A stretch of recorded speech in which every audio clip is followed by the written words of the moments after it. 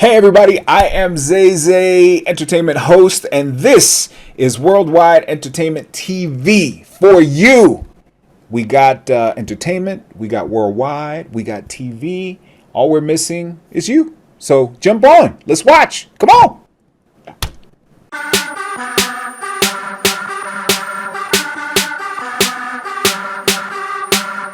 Yes, so I seen your resume and it's pretty stacked. Could you tell us what you do? It's all right. Yeah, I am. I'm Zay Zay Aquino, and I am basically a host. I'm a host, Yes, MC. Man, you're right. My resume is kind of. I've lived a lot of life, Kevin. I lived a lot of life. good. Live it to the fullest. There's a lot of chapters in there, man. There's a lot of chapters, but yeah. So tell us how you got started. Oh my gosh, how I got started as a host. The long and the short of it is basically I started my career right out of college behind the scenes, doing a lot of video editing and things like that, and getting into production. That led to a career doing voiceovers at the beginning. And after I started doing voiceovers, that led to a career of being the voice of a network called Mundos. Yeah, And here in the U.S., Mundos was a channel from NBC Universal that catered to U.S. Latinos, right? That spoke yeah, mainly English at the time. okay. And so I became the voice of that network. So doing commercials, the promos, this is Mundos and that kind of stuff, the stuff that you would Yeah, hear during commercial breaks and stuff. And then, but that particular gig, that particular job, uh, got me the opportunity to actually audition for one of the shows on Mundos, yeah, and it was the entertainment sort of news show. It was kind of like the extra, the Entertainment Tonight show that they had. Their yeah. flagship news show, and I got it, and I thought that was great. So Well, that kind of began my on-camera um, debut. side of my career. Yeah, Yeah, and then didn't look back since, right? So I've been doing that and radio and all kinds of things yeah. since then. But I never got rid of that other part of behind the scenes too. So that's why the resume is so pow pow Yeah. pow. There's a lot, Kevin. There's a lot in there. Yeah. So what did you find more challenging, the behind the scenes or on the camera? Because I know it's like two different things. It is, man. It's different challenges, really. You Yeah, know what I mean? They're all different. They're different types of challenges. The two are really different animals, and you can definitely see it with your peers as well, yeah, right? Like for instance, the challenges and behind the scenes, um, other than it being a very male dominated sort of industry, um, the challenges there are really different than the challenges in front of the screen because it's about deadlines, it's about getting things out, it's about pleasing clients, it's about yeah, pleasing people that are also creative, and maybe a lot of people that have a lot of money but aren't creative. You know what I mean? Like imagine, and I'm sure you know because yeah. you're doing this, right? So, and you're running a successful podcast, a successful show as well. So think about advertisers, think about people like that who you still have to somewhat please with your content and with what your creative decisions might be, even though they might not necessarily also be creative. That tended to be one of the big challenges. Also the late nights and Yeah. there were times where I spent, man, 2 weeks on doing a 30-second commercial. Like, Yeah. imagine. Wow. People don't realize sometimes when you just see a short little thing, the amount of hours put into it. Yes, exactly. Yeah. And so those kind of challenges kind of come with doing the behind the scenes stuff, the late hours and and the knowing that you have to please a lot of other people besides yourself. Yeah. With the on-camera stuff, in front of the camera world, especially in my particular world of doing entertainment, it's actually a very or historically, it was a very female dominated, especially doing entertainment, right? It was a very female dominated Yeah. genre. Um, but that also doesn't mean that it didn't come with its challenges for males besides not being that. As a Latino, it was, how do I say, being Latino in general kind of brings its own challenges here in the States, but also because I don't have a particular look that was traditional, right? When you think about that world, especially here in the US, it's people like Mario Lopez, right? Like he's Yeah. Latino and he's dominating entertainment news and culture and stuff like that, and he's on those red carpets and I don't look like Mario Lopez, right? And sometimes where they have the stereotypical typecast too as well that they like to put out in front of the camera. Yeah, yeah.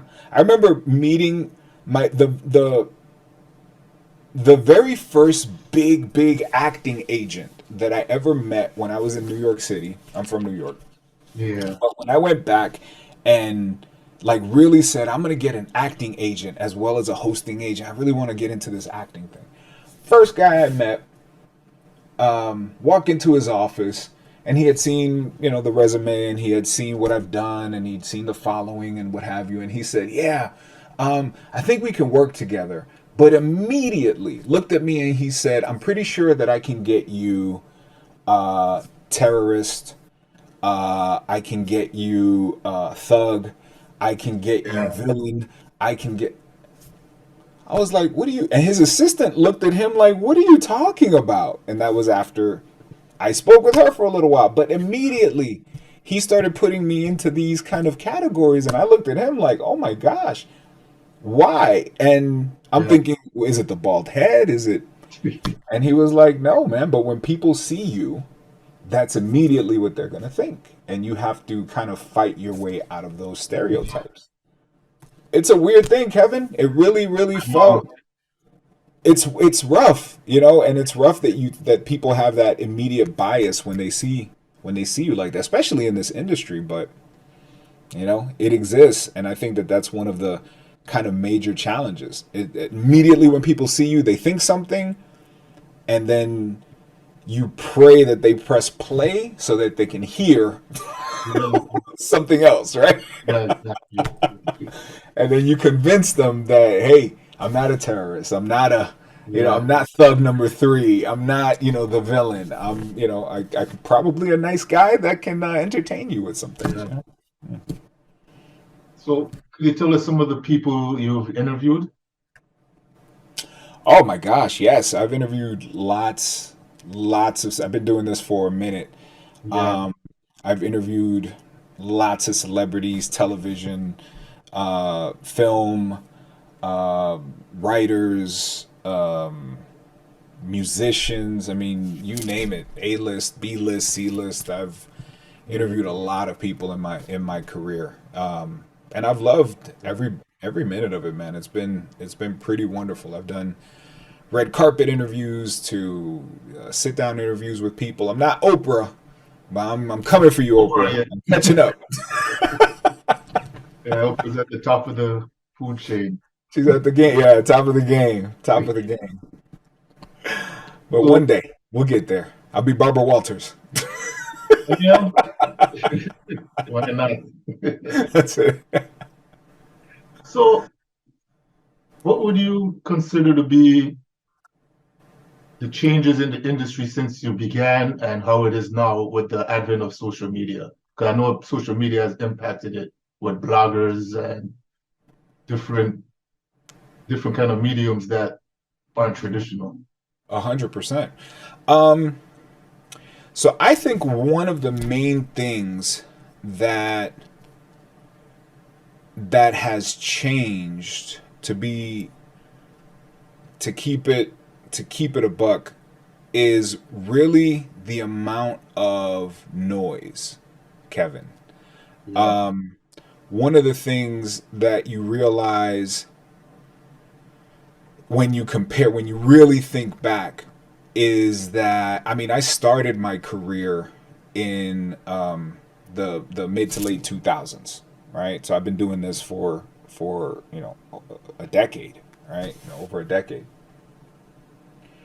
And one of the things when I think back is that, and even before me, it was a lot of, you had to really be good at what you did for people to take notice and want to invest any sort of airtime or shine on you, Yeah. right?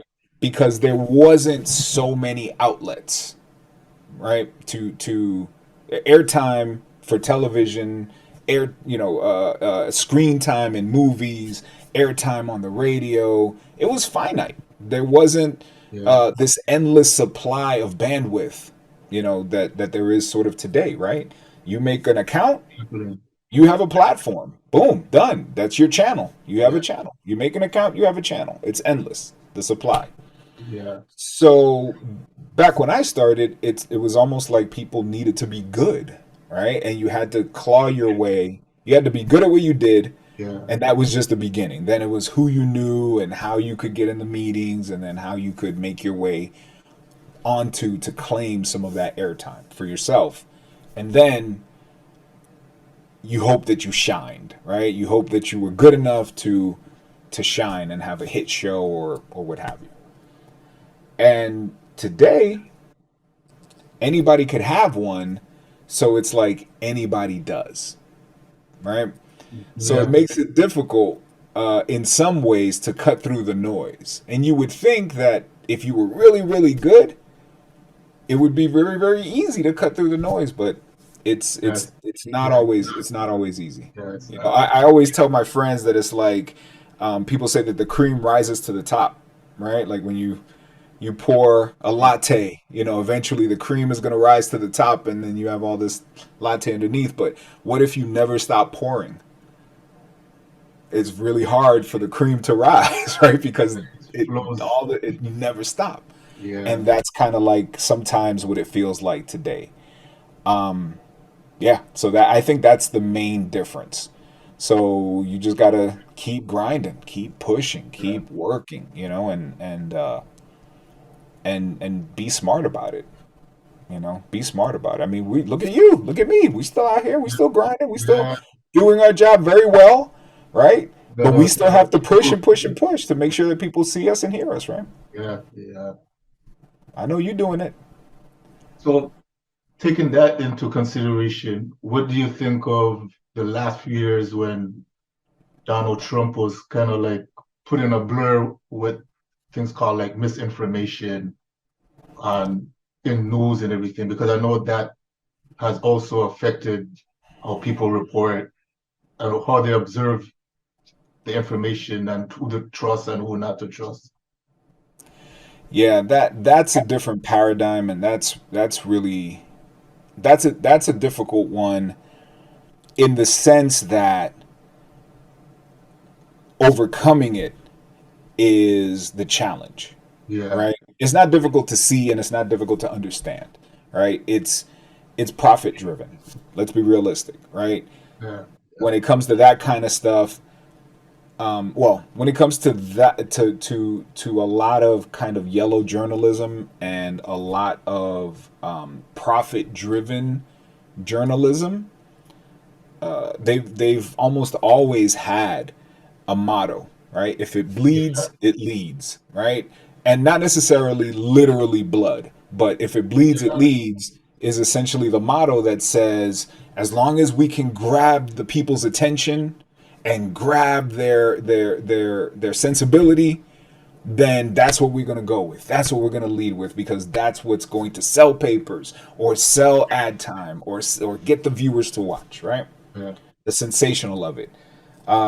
it's really not that different today. You go to YouTube, you start scrolling. It's really about the clickbait, right? When you see the title, it's like, what does that mean? And then you click on it, and then you're like, oh Lord. Sort of like back in the day when they had the National Enquirer in the newsstands and everything, There you go. at people's fingertips on their phone. That's it. Yeah, That's it. That's it. And with your phone, it's almost worse, right? Because every bit of technology, right? All of this went from something. Oh, this is the shine, right? No, all of that went from something that was initially meant to bring people together yeah, to something that, as soon as money got involved, became, as people in Silicon Valley call it, the race to the bottom of the brainstem. How can we get people addicted to our thing so that they keep scrolling and scrolling and yeah, scrolling and scrolling and see our ads so we can make money off of it? And that is terrible, right? But again, it bled, so it led, right? If it bleeds, it leads. yeah, And I yeah, think with Donald Trump and all that, that's basically what that is, right? He's the thing that a lot of people want to see. He brings a lot of eyeballs, and the lies attract viewers. So the more viewers you get, the more you can charge for ads, and the more you can charge for ads, the richer the company is, and the richer the company is, the better the shareholders feel, and the better the shareholders feel, then the more you want to make them feel good, and the more you make them feel good, then the more you want to keep doing that to keep making them feel good, and it's kind of terrible. It's a terrible yeah. cycle. Circle. It's vicious, man. It's vicious. It's interesting because I remember reading. I'm a big fan of. I'm a big history buff, especially the history of media. More, Yeah, more specifically, the history of television. I'm a huge fan of that. I go to bed every night watching something that's in black and white, an old TV yeah, yeah. show, or Make history something from books. the 50s. Crazy. And one thing that's interesting about when television began, back in the 40s, actually 1940s, Yeah, was that the deal between the big networks at the time, ABC, NBC, CBS, because they were originally radio stations, and DuPont, which was another one that ended up failing after a while. Dumont, something. yeah, The deal that they made with Congress, because they didn't own the airwaves, right? They wanted to like light say, "Hey, we own Channel 4 and we own Channel 5 and we own." They're like, "No, yeah, that belongs to the people. You're allowed to use it, but you have to give something back that doesn't cost the people anything. And yeah. we allow you to use the people's airwaves." And that kind of payback to the people initially was news. So news was this free thing that always cost the networks money. It was the lost leader, right? It was always something that was free to the people, unbiased, and you knew, the networks knew that that time of day did not make money. It did not generate income. This was something that had to be given to the people.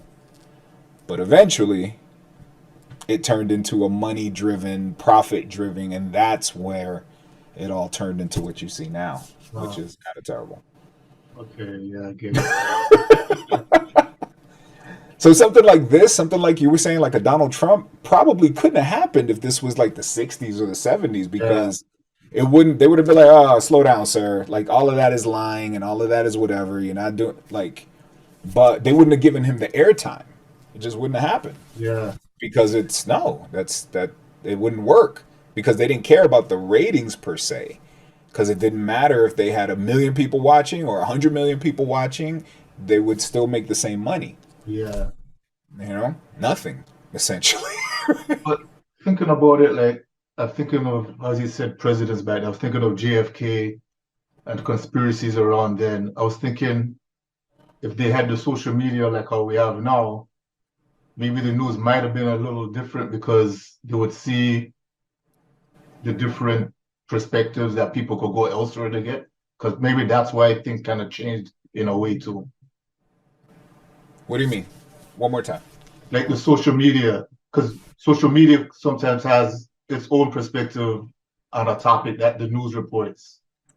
And I think probably because of the power of social media now, news had to react differently to combat the social media. Yeah. So that's what's interesting, right? Is the it's almost like the two things you're talking about two different things that are either combating each other Yeah, or reacting to each other, right? So correct. you have what the people are saying, and that's social media, and then you have what the corporations or the corporate news is saying, and Yeah, that's the news media, right? And then a lot of times you have news media reporting on what social media is saying, but then they're also acting like what social media is saying is really what the entire country is saying. yeah, too. And you see that a lot with like, oh well, Twitter is XYZ, and they treat, especially here in the states, they treat it like, oh, what's happening on Twitter is what the country feels. Yeah. And Twitter's only like 2% of the population is on Twitter. I think there was a joke Dave Chappelle said he doesn't take on what's on Twitter because Twitter is not a real place or something like that. Yeah. Makes sense. Yeah. Makes sense. The last thing I read was only 2% of the U.S. population is on Twitter, and only 2% of those people actually engage, Yeah. right? But they're loud. It's really Yeah. loud. That's the thing. It's really loud. And especially if you have media that amplifies it and that treats it very seriously. And then Yeah. if you have a figure like however many years ago, the president of the United States using the platform to tell everybody how he feels, oof, then Yeah. people take it even more seriously. You know what I mean? Because even bringing that up, things of years ago, the cancel culture sometimes digs up stuff on celebrities from something they post like 10, 15 years ago. And then it'll be brought up now, and then a whole cancel culture movement is happening on the celebrity. What's your Yeah. thoughts on cancel culture? Cancel culture. Cancel culture is I think there's a couple of things. I think there's cancel culture. I think there's cancel culture run amok, right? And I Yeah, think there's anything taken to an extreme is terrible, right? yeah, Anything taken way too far is not great. Um, I would be hesitant to hold anybody accountable for something they did as a child, right? yeah, Let alone somebody who is, somebody of a certain age. I don't know, somebody in their 40s or 50s or 60s, yeah, holding them accountable for, something they said when they were in their 20s or in their teens, yeah. because people have the right to evolve, right? People have the right to grow. And in that time, Different, yeah. yeah, life is different. People do grow. People do evolve. I mean, situations and circumstances certainly have an effect on people as they grow, right? I would hate to be taken to be held to account for something I did when I was 15. Yeah, Like, please, like, that's crazy. And also, what's the word? Atmospheres in culture, they change as well. Something that was acceptable to a culture, in one decade may no longer be acceptable to a culture in another decade, right? yeah. Generations change, You could right? just see that when you watch TV shows and everything, just the content, how it is in a certain time.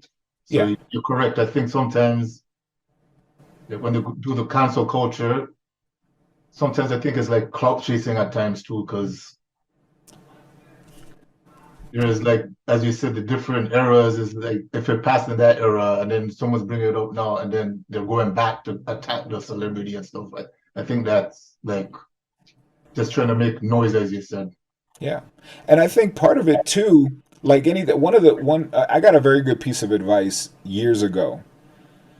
Um, and it's not a flex and it's not a name drop, but it was I KRS1. I don't know if you're familiar with KRS1. Oh, He's a rapper and legend. teacher, legend. Yeah. And KRS1 said, um, and not just to me, I've heard him say it. It's great to be a reader. It's great to read books, but when you read something, try to find out a little bit about the author before you go all in on what you read, right? Yeah. So sometimes it's really good to find out if somebody's taking umbrage with what you said. It's good to find out who is it exactly that's taking this umbrage, Yeah. right? Now, if you have said something or have done something that has hurt somebody and that person then turns around and says, "You have hurt me, you have harmed me," then yeah, of course. I mean, that's something that you have to atone for, That's I a think. yeah, that's You got to do that. a different story. Yeah. But if it's somebody else who has nothing to do with the situation, the person is fine. You know, the interaction between A and B is fine. But Yeah. then somebody comes from somewhere else saying, you shouldn't have done that and you shouldn't have, and then is trying to insert themselves in a situation and invoke some sort of canceling. Maybe that's then where the question lies. Find out about that person. Well, why are you here to do this? And then that's probably where all the stuff you just said, Kevin, comes in, right? Are you clout chasing? Are you trying to just, get more likes because and making a lot of people just need boogeymen to get people on their side, Yeah. Yeah. right? Some people need that boogeyman. Look, guys, look. Oh yeah, I like what you're saying. Look, look, look. Don't look at me though. Look at them.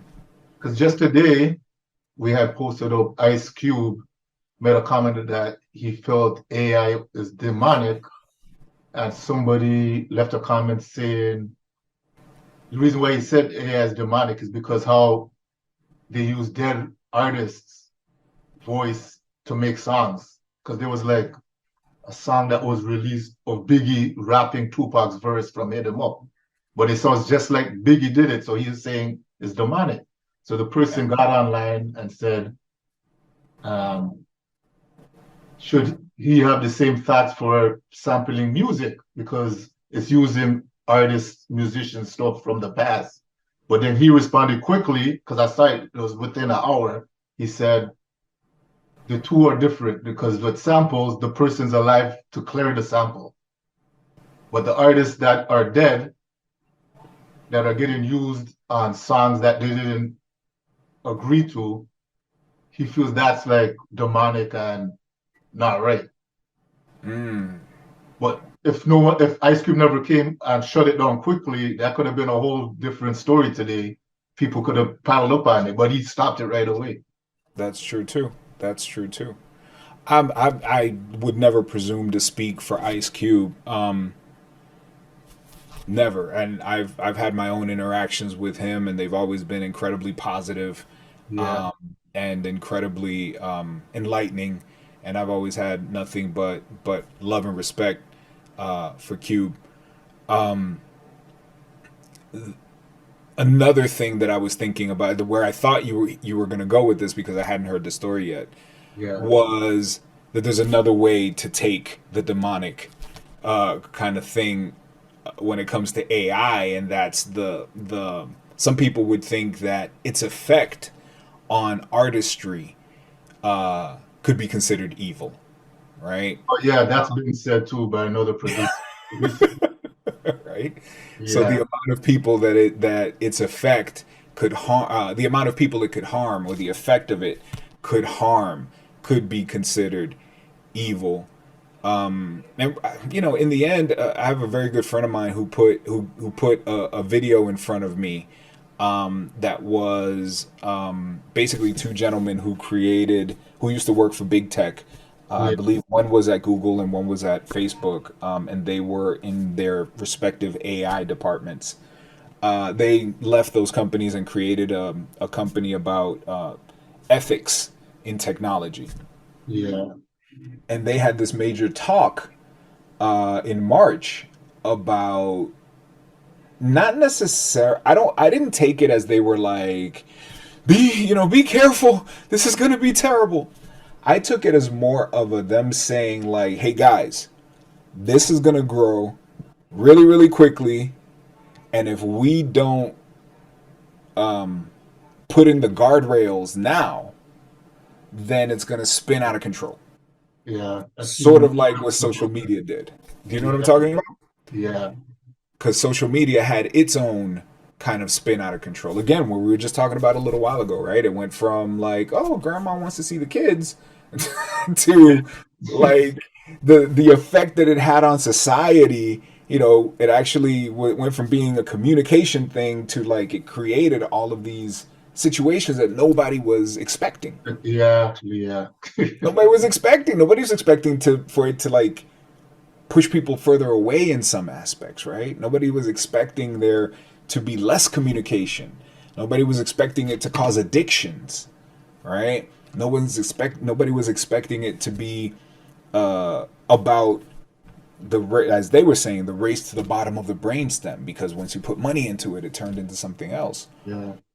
So they were like, well, how can we possibly predict what AI is going to do, right? I mean, my goodness, one of them taught itself another language, and the people that made it can't understand how. Oh, I didn't hear that. Right. One of the models taught itself a brand new language, and the people that we didn't teach Programmed it it. how. Yeah. Yeah. But did So you see when it said one of the Google workers said it was becoming sentient, one of the AIs when he was dealing with it? yeah, I heard that story too. Yeah. I don't know. I mean, who knows, right? I mean, we're all supposed to be. There's some people that say that we're machines. It's just a different type of Yeah. machine, right? It's still Yeah. electrical impulses. It's still memory. It's still finite. It's still, but there are still those intangibles that we don't understand, right? The where does imagination come from? Where's, the idea of soul? What is there's like so many intangibles that we don't yet understand. And where does that all begin? Right? Where does it all start? Yeah. Where does questioning one's existence begin? Does it begin with just straight up a download of data, knowledge, getting to know your surroundings? But there's so much more than just throwing in everything that Google knows, I think. Yeah. Yeah. Yeah. There's The more to it. aspect, yeah, the human aspect. Yeah. So sentience, I think, is way more than just knowledge and then being able to give it info and it spit back Yeah. info, in a different combination. I think there's more to it than that. So, but it's fast. It's fast. And Yeah. right now, to quote, there's a gentleman that I watch, Philip DeFranco. To quote him, right now, it's the worst it's ever gonna be. Yeah. It's as bad as it's ever gonna be. It's gonna just get better and better and better from here, and fast. Isn't that crazy, Kevin? It This is is crazy. crazy, man. It's crazy. Because I've seen some AI things like a Morgan Freeman lookalike, but it wasn't Morgan Freeman that was talking. Come on. Yeah, it was like crazy. So I know they use that for movies and everything. So it's, as you said, yeah, it's only gonna get more precise and everything with the technology. I do voiceovers, like I told you, and I've been getting ads from AI companies telling me that they're providing services for me to be able to create an account and feed it like a bunch of my work, Yeah. and it will model my voice to make it easier for me so that all I have to do is give it the script, tell it how I want it to read for me, Yeah. and then it will give me the WAV file to send to the client like here. Oh, wow. so that I don't have to go in the booth. I'm like, but why? Why would you want to like? Yeah, Why would you tell? Why would you tell? I don't know, Johnny Depp he doesn't have to go in front of the camera anymore. Why would you tell Jay Z you never have to go on stage anymore? We're just gonna do this, and then now these are all the performances. Why would you tell an artist that he doesn't have to do art funny anymore? that you brought it up because I was just thinking of the topic about the holograms with artists like Whitney Houston and Tupac. They're saying Yeah. now they could just run these concerts with artists after they're dead and make money off of them. And they're saying they were just complaining about the moral aspect of it, but now you just said what you just said. I was like, that's probably in the works. I wouldn't doubt it. I Yeah, wouldn't that's doubt probably in that the those kind works. of things will happen. Also, maybe happen when the shock of it all kind of wears down. I was Yeah, having this is funny. I was having this conversation with my mother actually yeah, yesterday. Because my mom was asking me about what I felt about AI. And I was telling her that, in my opinion, I kind of see, because it's so brand new, in our generation, like for us, before we're gone, Kevin, yeah. I'm seeing that there's going to be a pushback where there's going to be people that are going to be thinking, like, oh, no, humans only. Or you're going to start seeing on in the at the tray in the like in the credits of movies or in the credits of TV shows, or you're Yes. going to start seeing 100% human made. And you're going to be seeing things like that. I mean, that's kind of what the WGA is fighting for right now. Yeah. Is protections against producers using AI too much or in the wrong ways or whatever, right? And you're going to start seeing that. You're going to see pushback against that. People are going to want guarantees, Yeah, or they're going because to want to know that AI wasn't used to make this to entertain me. I because want to know that humans, I think it kind of started already. Did you hear about the AI rapper that got like signed? a whole rapper that got signed. Yeah, I heard Yeah, about that. and Yeah, then the pushback was what's that's going to do with real artists that are, yeah, and then the label canceled that idea. But it goes back to yeah. what you said. The pushback will be there for a while, but then probably 5, 10 years, different mindset, whatever, and it'll just change and be accepted. Maybe I think that by the time your kids or your grandkids are our age, then it will have already maybe found its place in society. Yeah, People will have moved on to whatever else, right? So I also think that maybe by that time, society will probably have accepted those hologram shows, and it will have found its place. Maybe Vegas, or yeah, maybe something. And it won't be like, it's not going to be like going to see the new Beyonce, right? It's going to be like in this little club, in this little thing somewhere. You're going to pay $20 to go and watch, a Whitney show with this yeah, hologram or whatever. It's not going to be like going to the O2 or going yeah. to, Madison Square. That's Nobody's coming in droves to see a hologram, right? right. I don't think anyway, because it's like, why? It's gonna be like watching it on TV, Yeah, right? Or watching a concert film. It might be something like that. But that's only if uh, the families or the estates of these people want that.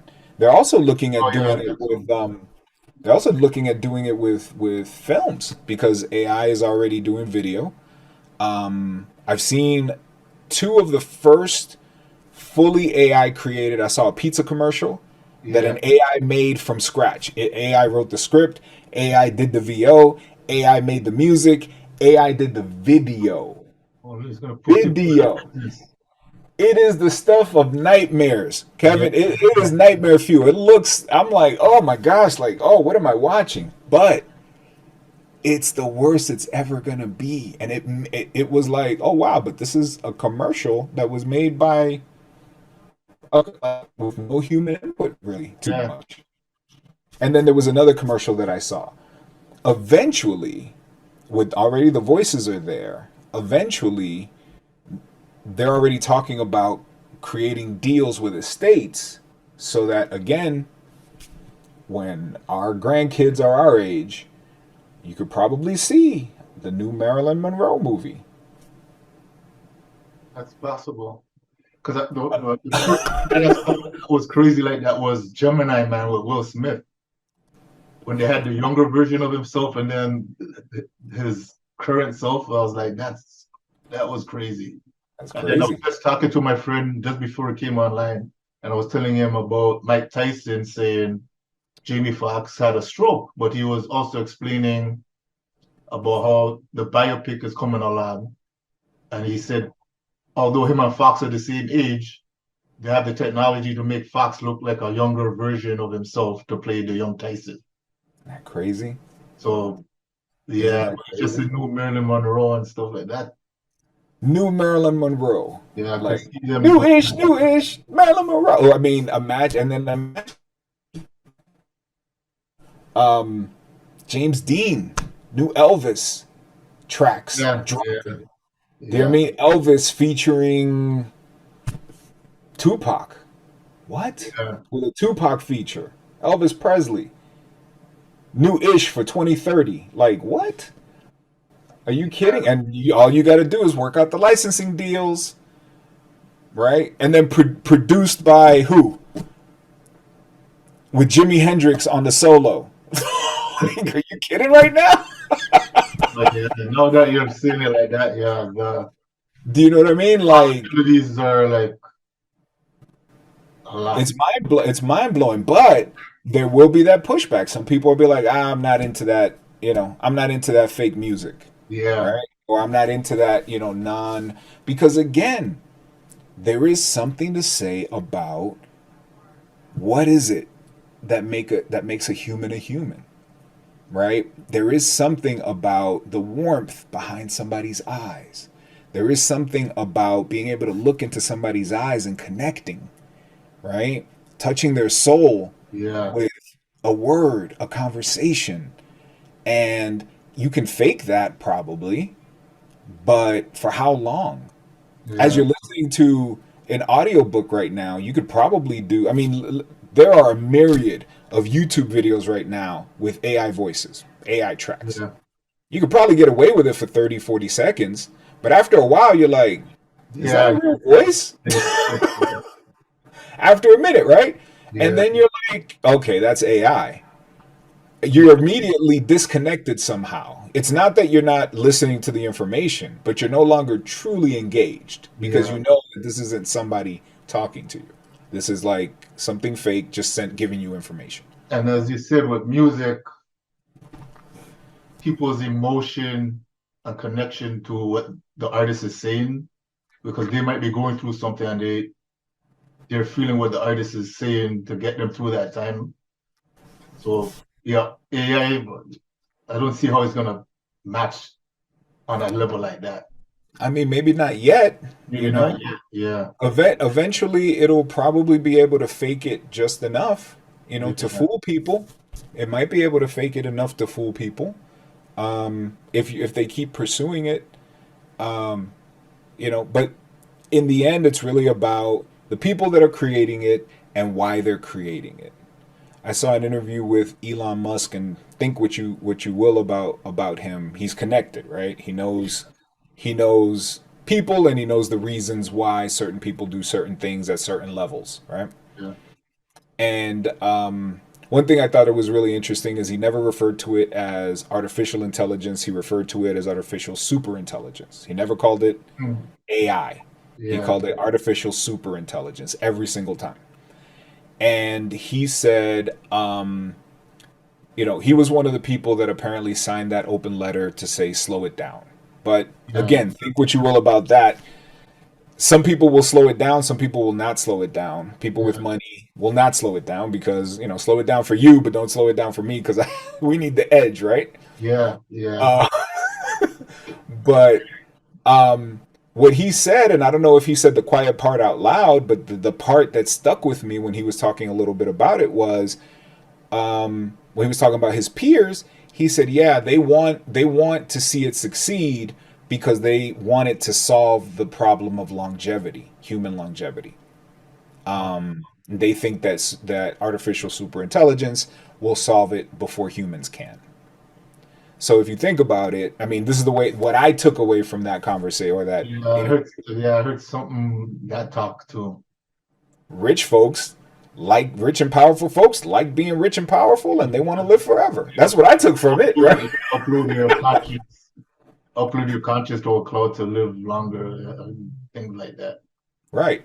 And so they want to keep developing AI because it's smart. It gets faster, smarter than people.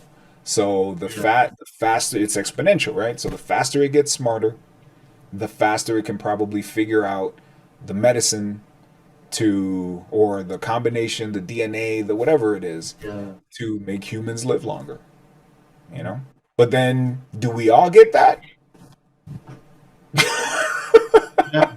Or only the people that, that And they say can afford it? I don't know. like what you just said, some would want it, and then some would want it for the edge. For the edge, Yeah, exactly. Some will want it for the edge. So maybe eventually we all get it. I don't know. yeah, Maybe some people will want it and some people don't. You ever talk to an older folk? Like I'm Dominican descent. I'm Dominican, and my wife is Puerto Rican. yeah, Sometimes we go back and we visit, and sometimes I talk to like older folks. Like her grandmother lived to be 106, and my grandmother passed away in her 90s. And one thing that I remember having in common sometimes when I do just sit and hey grandma, how you doing? Is just how tired they got. Like oh, I'm ready to move on. As soon as the Lord wants me, I'm ready to go. yeah. I've heard. Yeah, I've heard Have about you heard like older folks talk like that sometimes? And you're like, what are you talking about? And I mean, I'm not the youngest person in the world, obviously, and I've lived a lot of life, but I still can't imagine being that guy that's like, what do you mean you're ready to go? I'm not ready to that. like. I was just How can you? speaking with my Egyptian friend's father, and he was saying all the different things that he's seen with different movements and agendas and stuff. And he was like, he's lived too long because he thought he wouldn't see all this craziness. Oh my gosh, live too long. But some people really feel that. Yeah, because So the imagine. What change is about too you? much.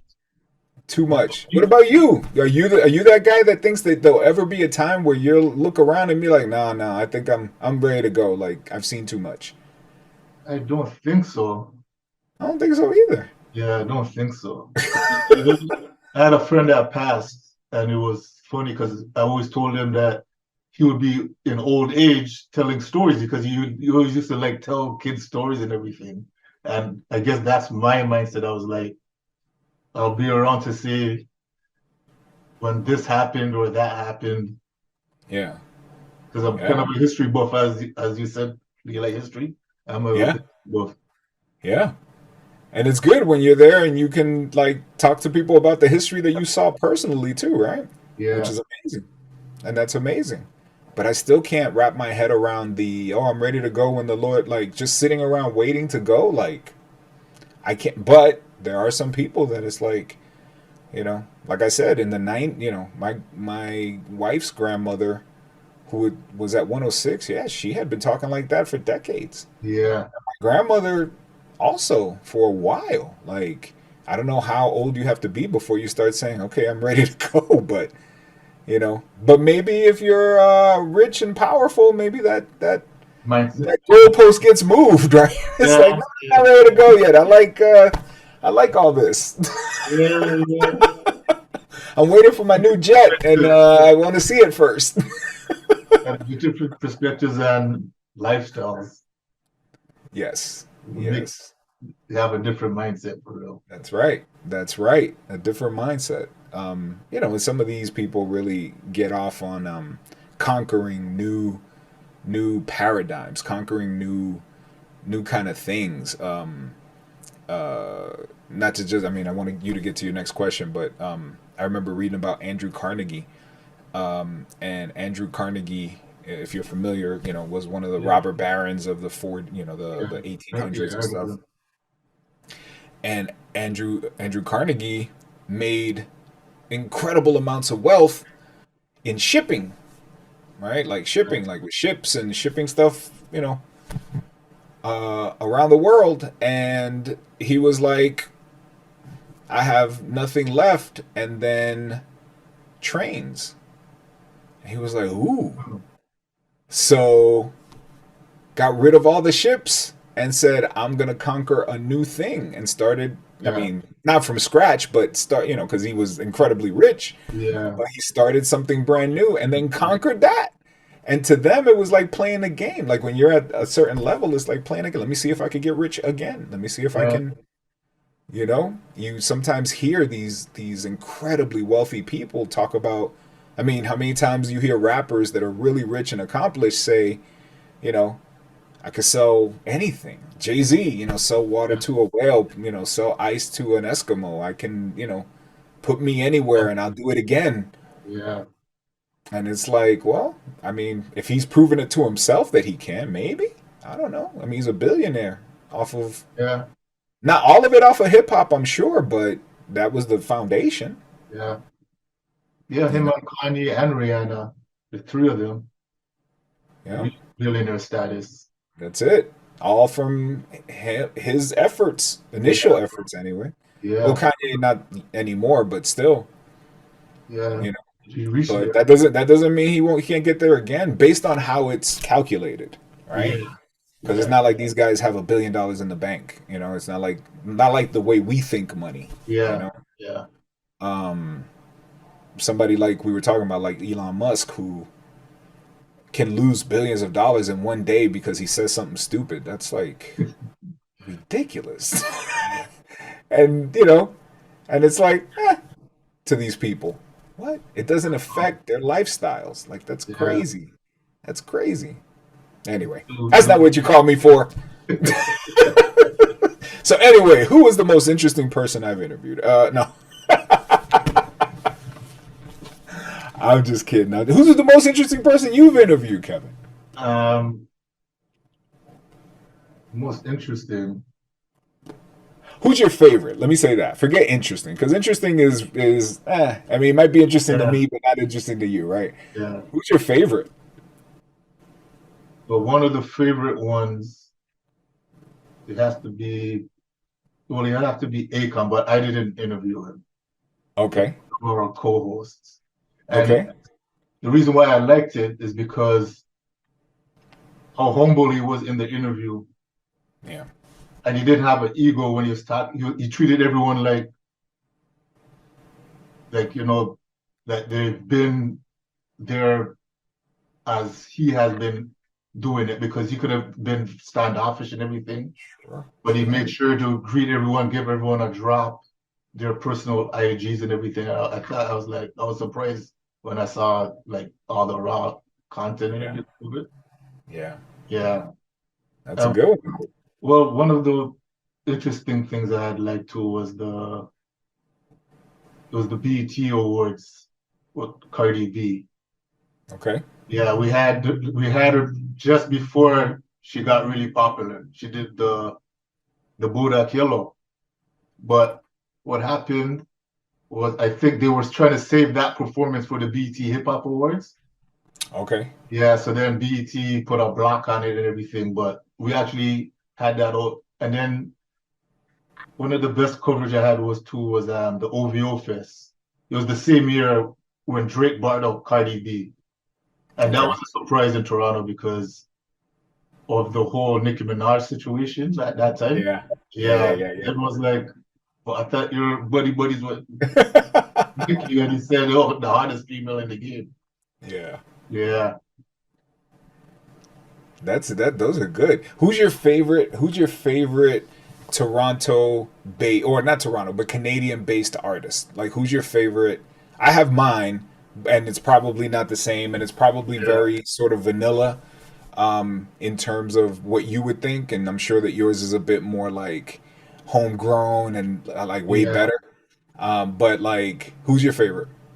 Well, besides the group that helped worldwide at the beginning, my brother and cousin, excluding them, because if they're watching this, they're gonna say, "Oh, you didn't mention us." Uh, and who are they? What is their name? Smugglers, Smugglers. Okay. yeah, Sticky Green and Benny Black. Okay. Yeah. I'm gonna look it up. I'm gonna look it up. Smugglers, Sticky Green, and Benny Black. Gotcha. Yeah. Though you ever heard of Pressa? Drake went Yes. on tour. Yeah. Pressa's in their music videos when he's younger. He would Okay. shout them out and everything and saying, "Oh, they're the OGs for the city, for the street rap." Okay. Okay. But the artist that I always feel and I loved his songs was Infinite. Infinite. Infinite. He's been in movies with 50 Cent. I think he was in Get Rich or Die Trying, and he was also in a movie with Jamie Foxx, the Tukey Williams story. He was, I think, the Crip leader that squashed the beef with the Bloods. Okay. Yeah, and his Okay. So Infinite and the Smugglers and Pressa presser. Yeah, and Pressa. I'm gonna write Pressa down too. yeah. Okay. I'm gonna look these guys up, man. Has better be some heat in there, Kevin. Oh yeah. Presser's more new with the new kids now. The other two is more. You're probably like, yeah, this is like the traditional rappers that. Oh, but I mean, still, Pressa's dope. Yeah, Pressa's dope. I love yeah, it. I'm a huge. I always told friends of mine. I mean, like I said, my taste in Canadian artists has always been, like I said, you're probably not going to be surprised, and it's probably, oh yeah, of course, Cardinal. I've always loved Cardinal Official. I always thought that he was like so underrated as a an artist, a rapper. yeah. I always thought that he should have been way bigger. I don't think he's making music anymore or very often. Yeah, he's there doing things like Canada's Canada's most talented shows like that. He's doing talent Shows shows like that, yeah, on TV and all that. yeah. It's But interesting because Smugglers and Cardinal they came up at around the same time, and that same thing that you said back then before Drake, it was very hard for Canadian hip hop artists to get international yeah, to break exposure. through, yeah, So yeah, yeah. everybody was butting heads. Everyone was butting heads back then, and yeah, those guys had Smugglers and Cardinal had a beef back and forth. Oh, I didn't know that. Yeah, yeah, it's just, Oh but it was man, because everyone's trying to get position because usually it's only one person comes out and then no one else says the other people. that's But terrible though, yeah, man. but then Drake completely changed everything because more people wanted to hear what was coming out of Toronto. Mm. Yeah, so then more artists started, and then he was bringing people on tour, like Pressa I just said, and Smoke Dogg. Smoke Dogg passed away. He Spoke was, Dog. yeah, he was a talented guy too. I'm gonna write that down too. Yeah. Spoke Dog. Yeah, man. That's interesting, man. There should be why wouldn't there be like a Canadian hip hop tour, like I heard Drake not is just in trying to Canada, do. but world Yeah, tour. You know? yeah, I think Drake, the talk last year, because Drake did a special OVO Fest last year where he paid tribute to all the artists that paved the way for him in the city. And Mm. he even said this is like one of the biggest shows for him because these are the people that was inspired. And he bigged up Cardinal, saying, Cardinal was the man. Because even Love it. Cardinal and Drake had beef around Oh, that. them too. Oh my gosh. Yeah, Toronto, that a lot of people outside the city, they don't know like that whole history with Toronto artists, but Oh my gosh. Yeah. I guess it was a little bit of a crabs in the bucket at the time, right? You yeah, just they needed call to it the try to Screwface capital because the everybody's what? the Screwface capital because everyone screw faces.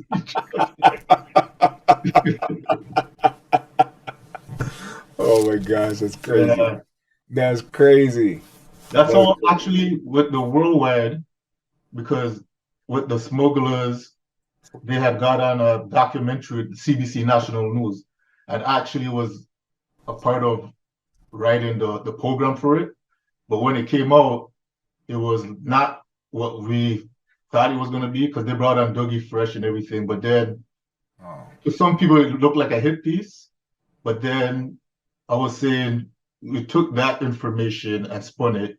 And then as social media, YouTube and everything came, I said, you know what, let me have a media outlet created where we could tell the real stories that the mainstream media wasn't telling.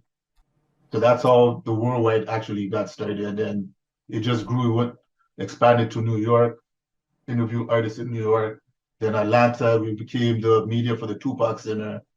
all It right. was like a peak, but then the legal stuff came in when Pac's mom died and everything. And then yeah, we're in LA, then UK. We had UK artists interviews out in the UK, the YouTube studios. So So that's good. all. Yeah, that's all. This thing expanded the worldwide.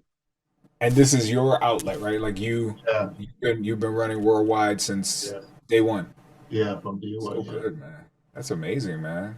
Oh, a big shot to you, man. Like good work. That's Good man. work. I'm watching it grow, and I did my little bit of research on YouTube, man, and I Yeah, mean, good we had job. a couple of setbacks because the channel that we have now is a backup channel to another channel that we had that was a lot bigger. Is when Okay. the whole Trump coronavirus and the Black Lives Matter with George Floyd and everything. Yeah. A lot of people got heated and like all kind of crazy stuff was happening to the channel. Oh, I Yeah, see we what you gotta mean. yeah, then we gotta back up and everything. And then Okay. we just right now we're working on the new website that's gonna be the upgraded site from what you see now. Okay. Yeah, for a modern look because it's about 6, 7 years now since this site's been up. Okay. This version of the site. So now you're rebranding and putting it and Yeah, giving it a new face and a new kind of soft launch. That's great, man. If there's yeah, anything I could do, dude, seriously, if there's anything I yeah. could do to help the cause and help you move forward, man, you let me know. Okay, I We appreciate got well. The truth is, man, we got to support each other, right? Like it. I 100% appreciate you allowing me on your platform. You giving me a little bit of shine. You helping with, we haven't talked about my show yet, but you giving me a little bit of shine on your platform for my show. The least I could do, is offer my support and offer my help as well, man. You let me know Yeah, and put up that bat signal, and I'll be coming. that was the funny thing. I was gonna ask you before we got into that last topic about the artists. That was what I was gonna ask you. Yeah, Uh, yeah, what about your show? Like, how could people see it? Is it weekly or when you just get yeah. new content that comes through? So we're trying to ramp it up to be as weekly as possible. Uh, Even trying to get to the point where we're bi-weekly or a few times a week. Yeah, But it's called When Zay Zay Met. When Zay Zay Met is continuing in the tradition of the interview show. We try to create a chat show. It actually happened as an idea that I had right before the pandemic started. yeah, I had this idea where I wanted to do a um, a show that really didn't matter where I was in the world. I could still connect with people because the technology existed now where I could yeah.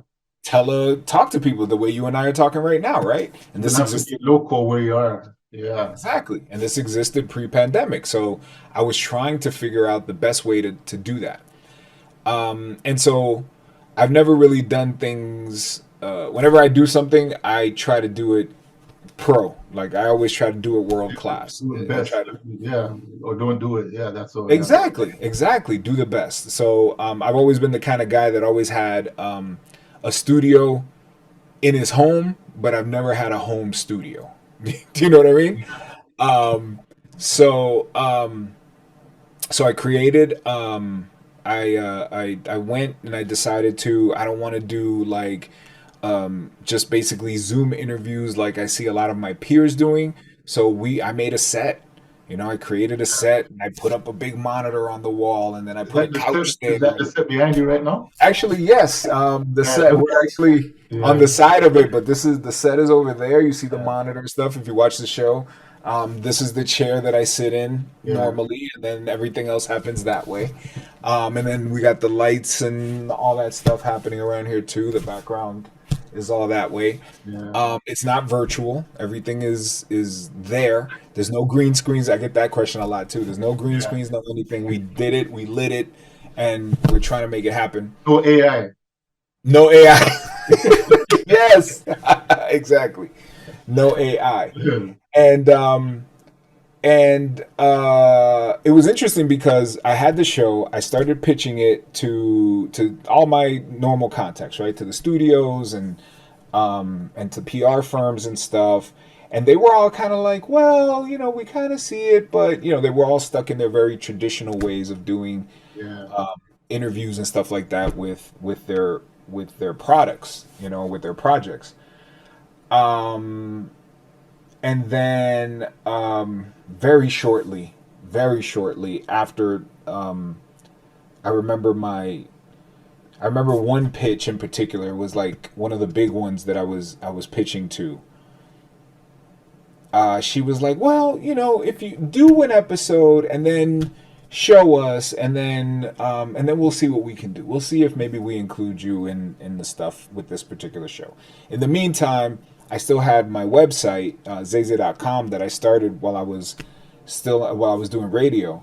yeah, That has been basically entertainment news, my world.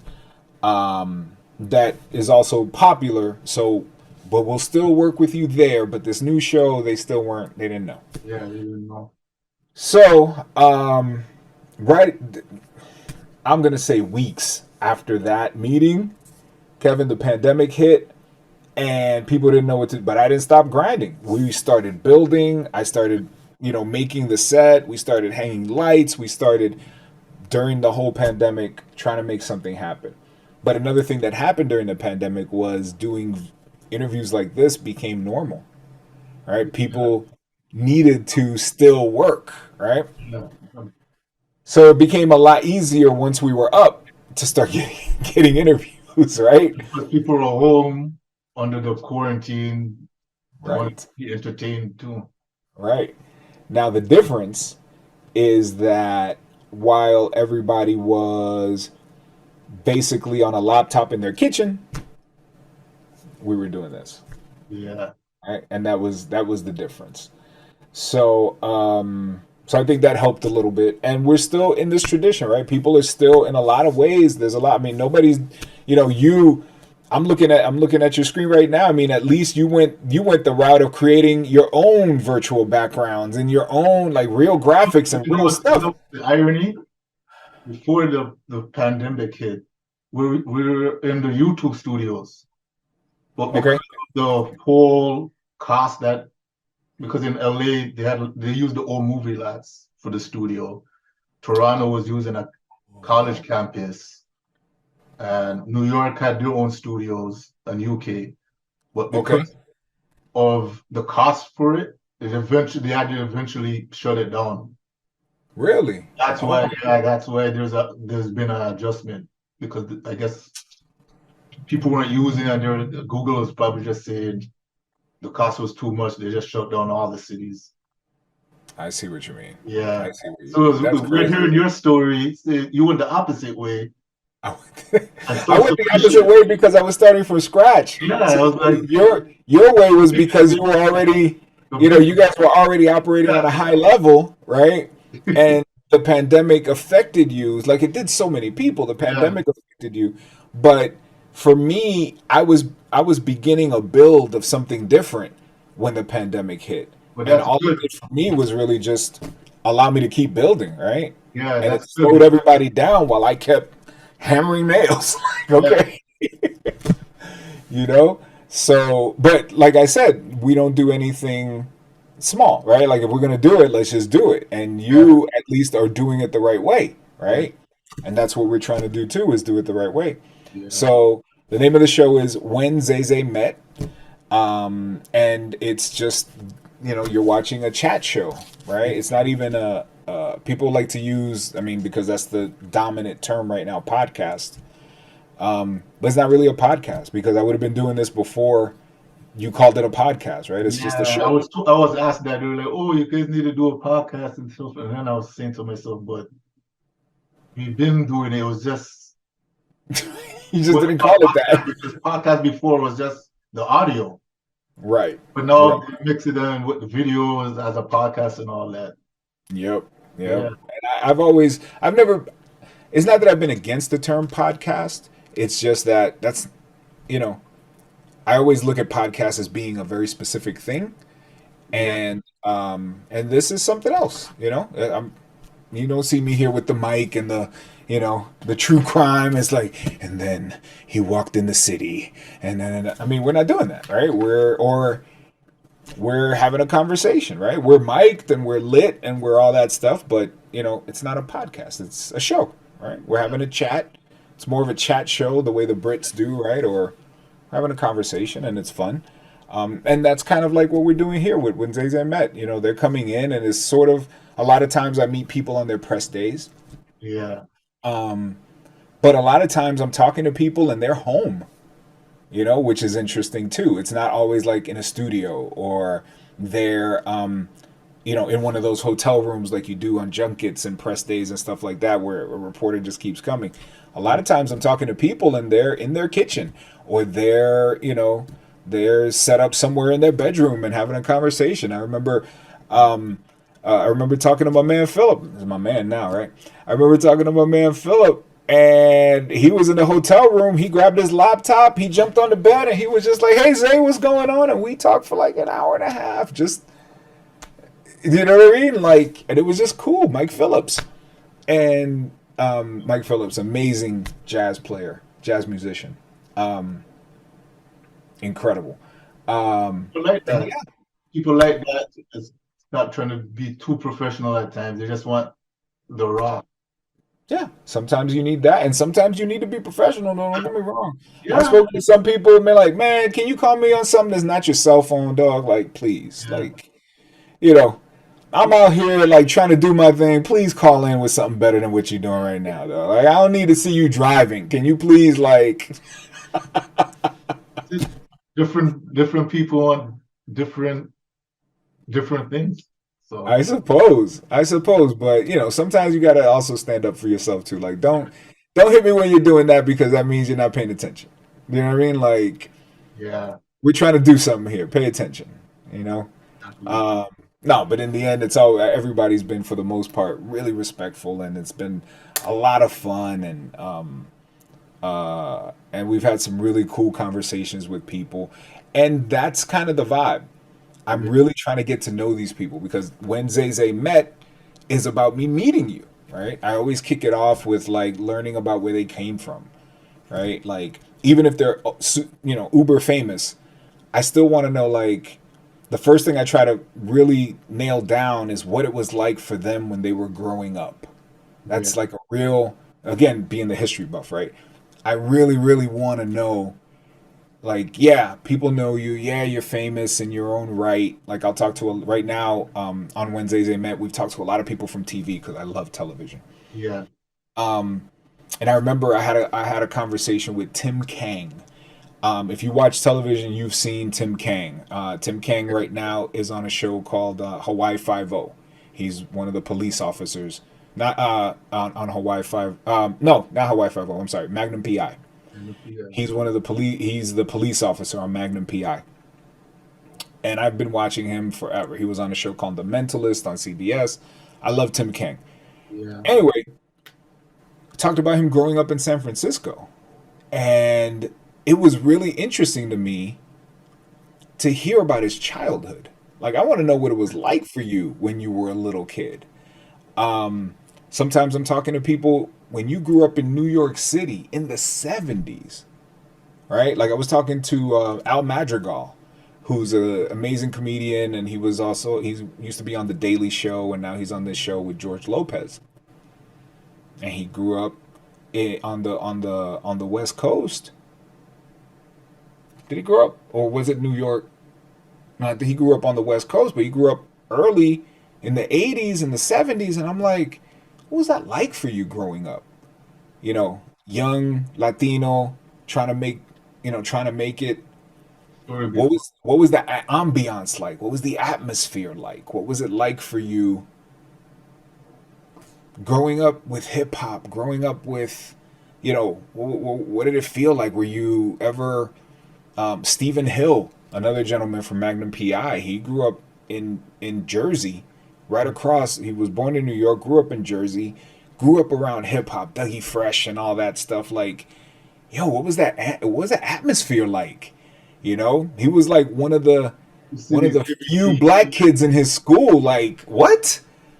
Tell me what that was like, man. You know what I mean? Like, I want to know. I'm curious. So those kind of things, those are the kind of things that I kind of like really want to dig into, and then eventually we talk about their projects. But yeah, I'm always kind of curious about them, because that's kind of what you do, right? If you're having dinner with somebody or you're having lunch with somebody, you want to get to know them, and that's what When Zay Zay Met is more about. yeah. You getting emails, man? You got to go. You heard it. I heard it. I heard it.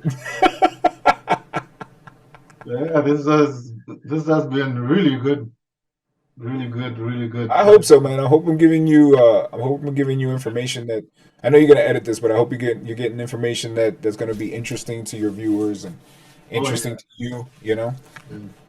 I hope there's any jewels. Is there anything that we haven't talked about yet that you wanted to make sure that you got, or any topics that you were like, I don't know if I want to ask this, but I don't care. I still got a little time. I still got time. Excuse me. No, is there anything else like you would like to add? Um, Let me see what. Okay, we talked about AI. We talked a little bit about media in general. Um, Anything interesting happened today? I haven't really watched any news today. Um, we talked about Canadian artists. That was dope. I'm Yeah. not Canadian. Um, you know what I want to know from you? Because I want to gauge a little bit about the Canadian experience, right? Yeah. What do you guys feel about the recent coronation? Like, what's the atmosphere like in Canada when it comes to King Charles and the royal family and that whole paradigm? Well, I know there was like some people were saying that they feel it was time for them not to have A monarchy?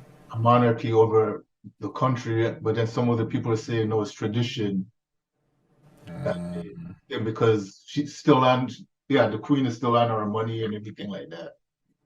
But they don't really have say on like the current events in the country or anything like that. It's more just like a title. Right. Yeah. But I guess it's like that over in Britain too, because I don't think they interfere with the daily politics either. But Hmm. it's still legally they're like King Charles is still like the head of the army for Canada.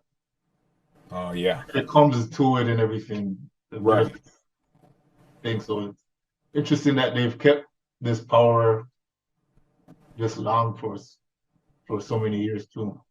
Right. And it almost feels like it's. I mean, to us, just from the outside in, it feels like it's almost a more of a just an agreement than it is like actual power over a Uh, thing, right? Because I yeah, don't know, does yeah, Canada's economy depend on Britain in any way? Like when no, it comes to shipping or goods or services or anything like that, or Canada actually pretty we much have stands on its own yeah, we actually do a lot with the United States more than the UK. more than the UK. So it's interesting. It's like more of a just like, okay, we agree. Yeah, I guess it's not too, I don't know, ruffle anything that's been there all these decades. Oh yeah. Yeah, Wow. Wow. And where are you from? Like originally? I'm from Grenada, You're from Grenada. So you're from the Caribbean Caribbean. as well. Yeah. Well, I'm a New Yorker, but my family's from the Caribbean. So, Yeah, they say, I remember, I'm pretty sure you heard they say Toronto's the little New York sometimes, especially when it came to hip hop. oh, really? Yeah. Do you feel the same way? Like being there? Yeah, but some aspect of that is true. Okay. I don't know about like in the last probably 3, 5 years with the newer hip hop that's coming up in the city. Yeah. For sure before. Because KS1, you brought up KS1, he was the one that brought out Mishi Me back in the day. Mm. She was the first Canadian artist signed to a label in the States. Oh, I see. I see. I Yeah, see. so then she had like the Jamaican background, just like how Kiris and Busta Rhymes did. Yep. And she Yep. used to battle rap and everything. So I think maybe that's where some of the little New York came from, like back in the day for Toronto. I see. And Yeah. why did you choose Toronto and not New York, let's say? You have family or Well, we have well, we have family in New York too. okay. More of it is here, and I guess because it's the grandparents, they're the ones Okay. that brought up the family. Yeah, they had a lot of kids, so Okay. Uh, some went to the UK too. oh, okay. Well, yeah, I mean, I know that there's like, well, I don't know about Grenada, but I know there's a massive Jamaican population in the UK. It's Yeah, one of the places that I've been. It's a bucket list for me. The UK is a place that I've been wanting to yeah, go my it's very entire life. funny because when Drake is out there and he's changing his style, voice, He's grime all day when he's out there, right? it's weird that some of the artists and people that watch worldwide from the UK, they're saying Toronto's trying to sound like them, but they don't realize it's the same Caribbean background. Why Right. some of the talk is the same way. Yep, yep. And New York is also a massive Caribbean background. I mean, we have a lot of I mean, it's Caribbean all day. It's if you're Latino, you're either Dominican or Puerto Rican or something like that. Yeah, you get And that the youth parade. you get the what? Yeah, exactly. We all have a parade. You're definitely, anybody that's not well, it's just New York is so immigrant fueled, right? It's such an immigrant fueled city from its inception.